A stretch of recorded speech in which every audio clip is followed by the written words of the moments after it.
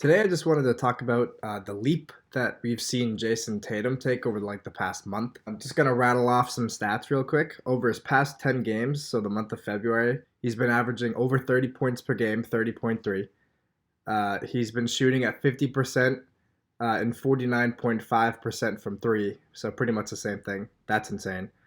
Uh, 7.2 rebounds, 3 assists, 1.3 blocks, 1.2 steals. He's been playing like an MVP recently. Some of those games during that stretch where he really shined were against the Clippers. He scored 39 points. He made a lot of clutch shots in the fourth quarter and in both of the overtimes. Not only that, but he was playing great defense against Kawhi. Also against the Lakers this past Sunday, he scored 41. It was on the road, a tough environment to play in against one of the best, arguably the best team in the league. And he showed up. And honestly, I mean, they should have won that game, but he did everything he could to put the team on his back. And then last night against Portland, he had another awesome showing. He scored 36. Tatum's always been a good offensive player, uh, but it seems the way he's trending and especially recently, it seems like he's becoming almost unguardable. And the reason I say that is he's always been a pretty good shooter, but I remember people questioning his athletic ability when we drafted him. And I think it's safe to say that he's put those questions to rest. And the reason I say that is because it seems as though whenever he drives and is aggressive and takes it to the rim, he's finishing almost every time.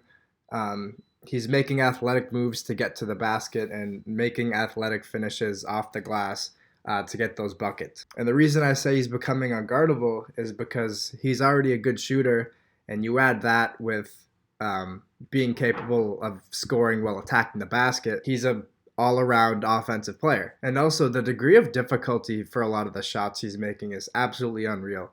It doesn't seem to matter how contested the shots are. And it doesn't seem to matter if he's stepping to the side, if he's falling away. It's getting to the point now, especially recently, where I just assume it's going to go in when he shoots it. But it is getting ridiculous, the kinds of shots that he's making. He's making shots that, guys like his idol Kobe or Harden would make. He's becoming that kind of player offensively, at least. And on the defensive side of the ball, I feel like just from watching him, it seems like there's been a huge improvement, but I wanted some stats to back this up. So I looked it up. Depending on what list you look at, I saw him at as high as sixth, which I think is a little too high. And then I saw ESPN, as far as defensive rating goes, they had him as 19. But either way, there's been a significant improvement on that side of the ball too. He's only trending upwards, and I think his ceiling is massive. He's so young. He's 21, soon to be 22 in a couple weeks. It's honestly crazy to think that, because I'm 21, and kind of makes me feel like shit about what I'm doing. But anyways, as far as the ceiling goes, I think I can say with a lot of confidence that I think he's going to be top 10. Top 10, he's going to be a top 10 player in the league within 2 years, I would say. And honestly, I could see him going as high as top 5. I genuinely believe that. If he continues to trend the way he's trending offensively and defensively, he's going to be a complete player, an efficient player. It's just really exciting to think about. It's also crazy to think that he went number 3 and we traded down to get him. Not that either of the first 2 players that went above him are bad. Or I think it's clear that he's the best of the bunch, and especially as far as the ceiling goes, he has the highest one by far.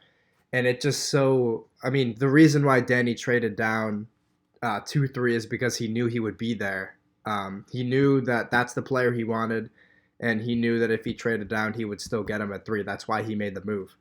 But it's just crazy because if that had gone wrong, we'd be talking about something completely different here. It's just really cool to watch and literally see him evolving into a superstar. As a fan, that's awesome. And as a fan of a team who's about to sign him to a huge contract, and knowing that as long as things go accordingly, he'll be a Celtic for life, that's really exciting. As far as where I would rank him right now, you know what? Actually, I'm going to go do that right now.